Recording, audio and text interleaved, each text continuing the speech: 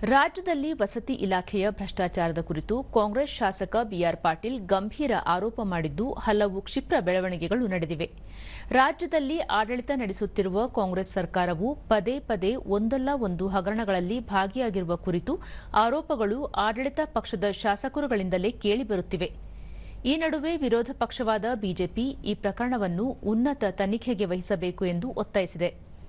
ಬೆಂಗಳೂರಿನಲ್ಲಿ ಈ ಕುರಿತು ಮಾಜಿ ಮುಖ್ಯಮಂತ್ರಿ ಬಿಎಸ್ ಯಡಿಯೂರಪ್ಪ ವಸತಿ ಇಲಾಖೆಯಲ್ಲಿ ಮನೆಗಳ ಹಂಚಿಕೆಯಲ್ಲಿ ನಡೆಯುತ್ತಿರುವ ಭ್ರಷ್ಟಾಚಾರದ ಬಗ್ಗೆ ಆಡಳಿತ ಪಕ್ಷದ ಶಾಸಕ ಬಿಆರ್ ಪಾಟೀಲ್ ಬಹಿರಂಗವಾಗಿಯೇ ತಮ್ಮ ಅಸಮಾಧಾನ ಹೊರಹಾಕಿದ್ದಾರೆ.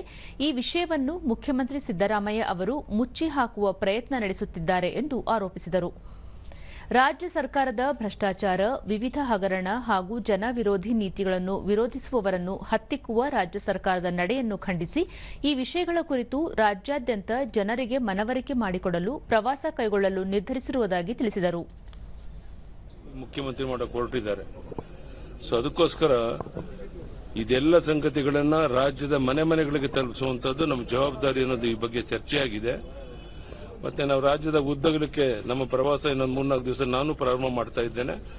ಅದು ಎಲ್ಲ ಕಡೆ ಈ ಸರ್ಕಾರದ ಎಲ್ಲ ವೈಫಲ್ಯತೆಗಳನ್ನ, ಭ್ರಷ್ಟಾಚಾರದ ಹಗರಣಗಳನ್ನ ಅಂಕಿಅಂಶಗಳೊಂದಿಗೆ ಸಾಮಾನ್ಯ ಜನರಿಗೆ ತಿಳಿಸುವಂತ ಪ್ರಯತ್ನ ಮಾಡಿ. ವಿಧಾನ ಪರಿಷತ್ತಿನ ವಿರೋಧ ಪಕ್ಷದ ಮುಖ್ಯ ಸಚೇತಕ ಎನ್ ರವಿಕುಮಾರ್, ಕಾಂಗ್ರೆಸ್ ಸರ್ಕಾರದಲ್ಲಿ ಭ್ರಷ್ಟಾಚಾರ ಮುಗಿಲು ಮುಟ್ಟಿದೆ.